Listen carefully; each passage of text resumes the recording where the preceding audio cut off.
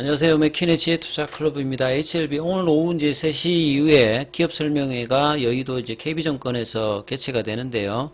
자, 41페이지짜리 이제 PDP 파일을 살펴보도록 하겠습니다. 그리고 이제 기존하고 이제 업데이트된 어떤 변화된 부분이 있는지 요걸 같이 이제 한번 살펴보도록 하겠습니다. 자, 이런 자료들은 이제 뭐 어디에 있느냐 이렇게 질문하신 분들도 있는데요. 자, 대한민국 대표 기업 공식 채널 카인드에 들어가시게 되면 요 이제 IR을 할 때 자료들이 다 게재가 됩니다. 여기 오른쪽에 보시게 되면 IR 일정이라든지 IR 자료실 관련되는 부분 있죠. 여기를 클릭하시면 카인드로 이제 검색해서 들어가시고 이제 오른쪽 위에 IR 자료실 있죠. 여기를 한 번 더 클릭하시게 되면 날짜별로 이제 IR하는 회사들의 PT 자료들을 올려놓아요. 그럼 여기 보시게 되면 HLB 2월 7일 IR 관련돼서 요 파일이 있습니다. 요걸 이제 클릭하시면 다운로드해서 온라인상에도 볼 수 있거든요. 그래서 클릭해보면 이렇게 뜹니다.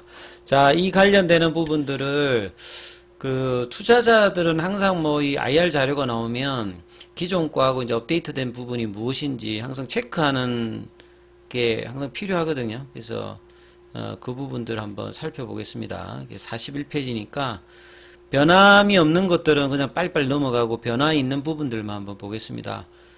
모기도 굳세너지를 가지고 머리를 들이밀면 무쇠도 능히 뚫으리라. 카이로스 뭐 이야기도 있고 앞에 부분하고 이 부분 이제 항암제하고 이제 반도체하고 이제 비교하는 건데 우리나라의 이제 대표적인 이제 반도체잖아요. 그래서 올해 반도체 쪽에 한 700조 정도, 항암제가 한 300조, 그럼 2027년도에는 이제 500조, 1000조. 그러니까 반도체 시장이 이렇게 지금 성장한다면 항암제 시장은 요 정도다. 과거에 이제 항암제가 이제 뭐 100조, 200조 하다가 항암제가 이제 계속 늘어나는 것은 이제 고령 인구 자체가 늘어나고 항암제가 이제 개발될 때마다 초기에 이제 세포독성 항암제에서 표적 항암제, 면역 항암제로 이 단가는 이제 계속 커집니다. 그러니까 이제 시장 자체가 이 노령 인구가 계속 늘어나고 약가도 이렇게 싼 거보다는 비싼 쪽이 들어가니까 시장 자체가 계속 이제 미국 시장이 가장 크기 때문에 성장을 하고 있다. 그 다음에 이제 자가 면역 질환 치료제다 이렇게 보시면 되겠죠. 그래서 업사이드 리스크라고 하는 말은 상방에 대한 어떤 업황에 대한 어떤 리스크 다운사이드보다는 거기에 있는 어떤 이제 시장 규모다 이렇게 봐야 되겠죠. 그리고 항서제약의 이제 주가를 이제 비교하는 것은 항서제약이 이제 과거 2014년도에 이제 아파티닙, 그러니까 중국에서는 이제 아파티닙이라고 하고 이제 국내에서는 이제 리보세라임이라고 명명하잖아요. 그 이후로 항서제약이 이제 아예 시가총액이 바뀌죠. 지금은 이제 글로벌 탑 50으로 가 있을 만큼 R&D 가치를 중심으로 해서 파이프라인을 늘렸는데 그 시초가 되는 게 이제 이전에도 이제 뭐 항암제의 기본적인 부분이 있는데 이 표적 항암제로 이제 이 부분이 나왔던 것들이 이제 2014년도였다. 그래서 코로나 기간 동안 한참 좋았을 때는 100조가 넘었죠. 지금은 한 반토막 정도 나 있는 상태입니다만 여전히 뭐 블록버스터도 갖추고 있고 세계적인 어떤 기업입니다. 항서제약이. 그 관련되는 내용이고요. 그 다음에 이제 이거하고 비교해서 이제 HLB죠. HLB는 상대적으로 2014년도에 그러한 흐름으로 한번 움직였고요. 2017년도, 18년도 요때도 한번 움직였죠. 그 다음에 요때는 이제 숏스키즈 구간이고 그 뒤에는 박스권으로 크게 움직이지 않다가 이제 작년 말부터 해서 이제 이렇게 단기에 12월달, 1월달, 2월달 석 달 동안에 지금 이제 저점 대비해서는 100% 이상 지금 올라와 있는 상태다. 이렇게 보시면 될 것 같고요. 자, HLB 그룹의 그 바이오 비즈니스 스트럭처는 전 이제 영역을 수직 계열화를 나름 하고 있어요. 그래서 비임상은 이제 동물 쪽의 실험은 과거의 노터스죠. 바이오스텝이하고 신약 연구 개발의 중심은 여러 이제 회사들이 R&D를 하고 있습니다. 엘레바 생명과학, 사이언스, 이미노믹, 베리스모, 뭐 테라피틱스. 지금 삼상 쪽에 이제 중심으로 돼 있는 게 리보세라님 다음에서 이제 테라피틱스에 대해서 관심이 최근에 좀 높아가고 있다. 이게 좀 특징적이고요. 그 다음에 의약품 관련되어서 이제 제약도 있고, 의료기기 쪽에서 하진이라든지 HLB 셀이 있고, 그 다음에 진단 쪽으로 최근에 이제 합류한 뭐 파나진이라든지 과거의 뭐 FA 뭐 요런 부분으로 수직 계열화를 이뤘기 때문에 이게 이제 허가가 하나 나가면 이제 시너지 효과를 많이 좀 볼 수 있는 어떤 그런 구조다고 봐야 되겠죠. 그래서 진단부터 치료까지 합성 신약, 바이오의약품, 의료기기, 진단키트까지 많이 좀 이제 구색을 갖췄죠. 그리고 상업화 단계에 있는 게 리보세라니 관련해서 이제 감염주막 관련해서 이제 간암이고요. 그 다음에 뭐 선낭암, 위암. 그리고 이제 테라피틱스가 단연 이제 삼상에 이렇게 와 있잖아요. 그러니까 리보세라니 다음에서 이제 그룹 차원에서 이 테라피틱스의 중요도가 최근에 올라가서 단계에 또 급등했던 흐름들이 뭐 이런 연유다. 파이프라인 흐름상. 그 다음에 HLB 그룹의 미래형 파이프라인에서는 베리스모의 카티. 그 다음에 장기지속형 주사에는 HLB 제약 쪽이고요. 그 다음에 AI 딥러닝 관련되는 부분들도 이 뭐 지분 투자라든지 이런 걸 또 있습니다. 그리고 이제 인적 구성 관련되는 부분, 바이오프로밍은 뭐 과거하고 똑같은 거니까 넘어가겠습니다. 그 다음에 리보와 이제 캄넬리주막 관련되는 1차 치료제 관련되는 이야기들도 기존에 있던 것들이 계속 나와 있죠. 그래서 베스트 인 클래스로 하기 위해서 가장 중요한 OS 값의 1개월 공식적인 부분, 란셋에 올라왔던 부분, 요게 일단 가장 중요하고, FDA, NDA 승인까지 지금 이제 얼마 안 남았습니다. 뭐, 제 개인적인 뭐, 내피셜로 보면 최근에 FDA 이제 어프로브드가 되는 부분들이 포드 발정에 따라서 조기에 되는 부분들이 많기 때문에요. 12월 달. 그래서 5월 달까지가 아니라 뭐 4월 달에 나올 가능성도 상당히 높아 보인다. 이렇게 생각이 됩니다. HLB의 달라질 미래. 사실 이제 신약으로 승인받고 이제 매출이 되면 완전히 회사가 바뀌는 거죠. 그동안에는 가능성에 주가가 움직였다라고 하면 이제 승인 이후에 매출이 일정 부분 이제 베스트 인 클래스로 회사가 목표하는 대로 한다라고 하면 아예 이제 그 밸류에이션 자체가 달라진 어떤 부분으로 미래가 되기 때문에 가장 이제 뭐 결정적인 어떤 구간에 지금 들어와 있습니다. 지금. 그리고 이제 두 번째에서 이제 약은 이제 동의 똑같아요. 그러니까 좋은 약이라고 하는 말은 제약 그 개발사 입장에서는 환자 수가 많아야 되고 이거를 지속적으로 복용해야 되고 그다음에 약가가 비싸야 되죠. 그리고 그 시장에서 독점적이어야 가장 이제 경제적인 입장에서 보면 그 약물 자체가 좋은 겁니다. 그러니까 좀 윤리적인 부분하고 좀 다르게 돼 있다 이렇게 봐야 되겠죠. 그래서 목표 점유율 관련되는 부분에서 HLB가 이 미국을 포함한 글로벌 시장에서 50% 정도를 지금 노리고 있지 않습니까? 베스트 인 클래스로.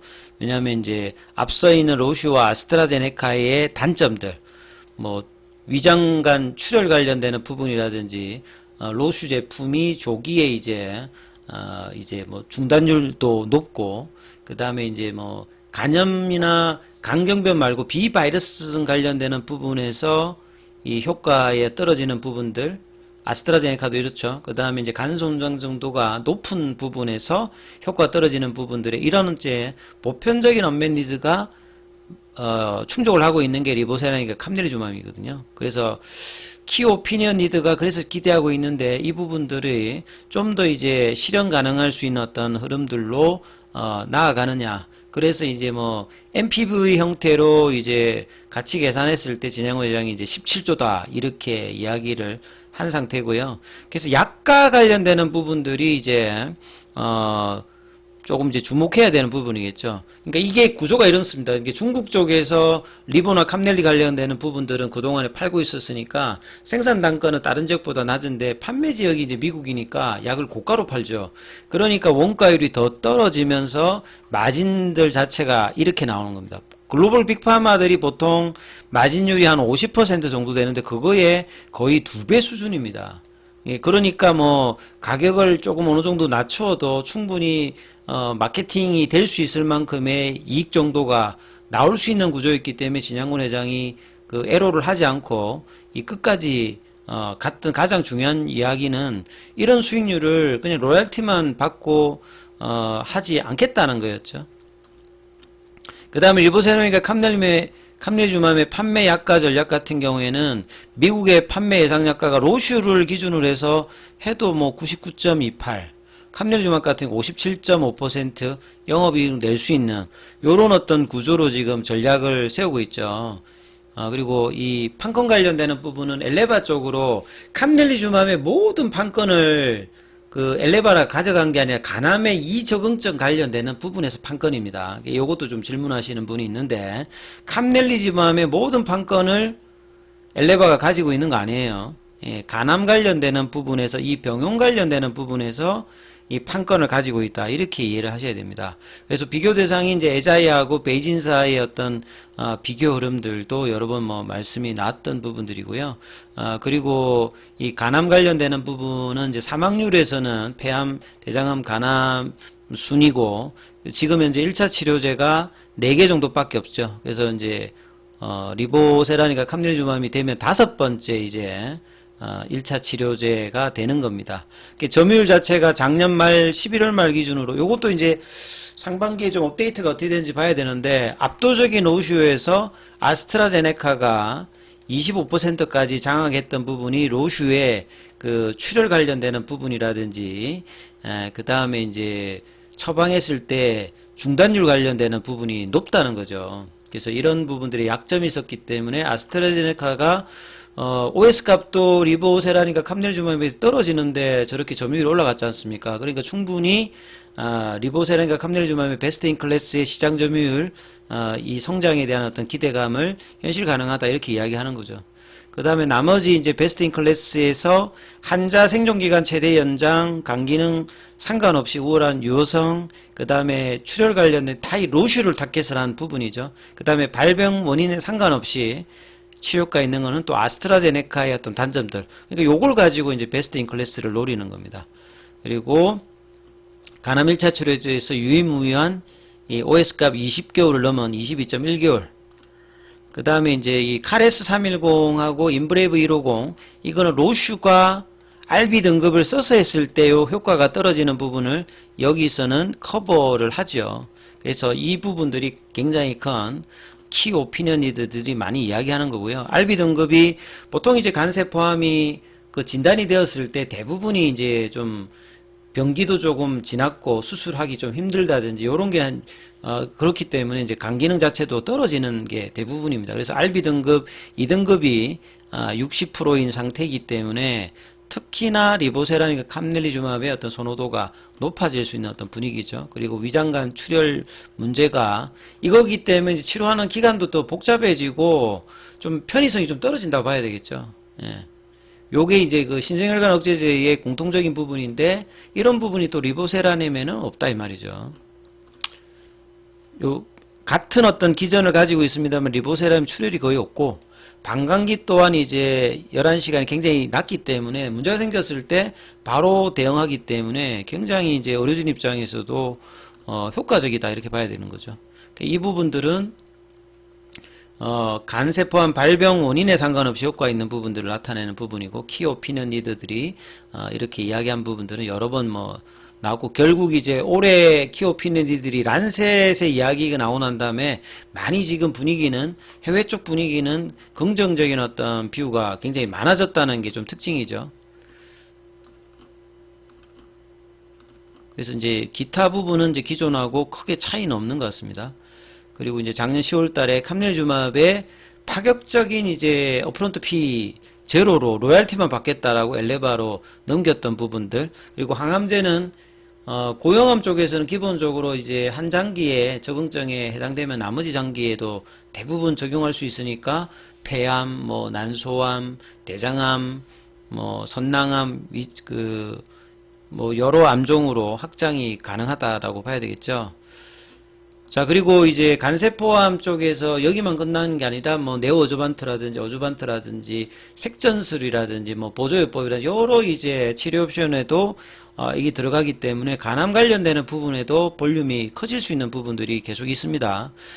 그래서 이제 이미 캄레리주맛 같은 경우에는 중국에서 1조 이상을 팔고 있는 거고, 리보세라님도 7천억 대니까 매출 규모가 작은 게 아니죠. 그리고 향후에 적응증 확장 관련되는 부분에 대한 어떤 기대감이 여전히 있다, 이렇게 보셔야 되겠죠. 그래서 리보세라님의 적응증 확장 관련되는 부분, 그래서 허가가 받으면 사실 이제 이후에 어떤 장기적인 어떤 성장성의 어떤 기대감이라든지 우리 국내 기관들의 리포터가 조만간 쏟아지지 않을까, 이런 생각들을 해봅니다.